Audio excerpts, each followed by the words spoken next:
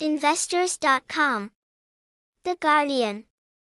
Why Monday, April 13th begins a critical week for the stock market rally. Oil rises and global stocks wobble amid worries over fragile ceasefire deal in Middle East, as it happened yesterday, April 9th. Here are the latest global news highlights for today.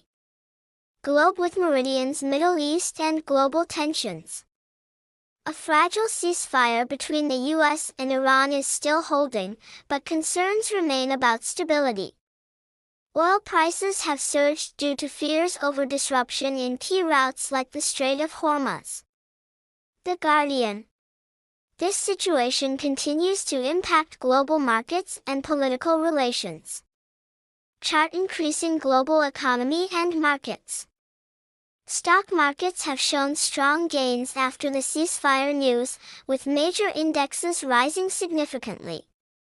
Investors.com. Investors are now focused on big earnings reports from companies like JPMorgan, Netflix, and others this week. Experts warn that market stability depends heavily on geopolitical developments. Oil and energy crisis. Oil prices remain volatile, crossing high levels due to uncertainty in the Middle East. The Guardian. The IMF has warned that even with peace, the conflict could leave long-term damage to the global economy. Globe showing Europe-Africa international events. The IMF, World Bank spring meetings, April 13th to 18th, are starting today in Washington, where global leaders will discuss economic recovery, inflation, global financial stability. DonorPlatform.org.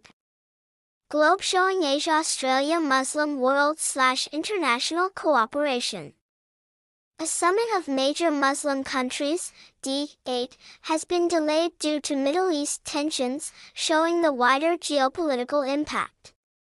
Al Arabiya English. High voltage key takeaway. The world is currently focused on Middle East stability, oil prices, and economic uncertainty.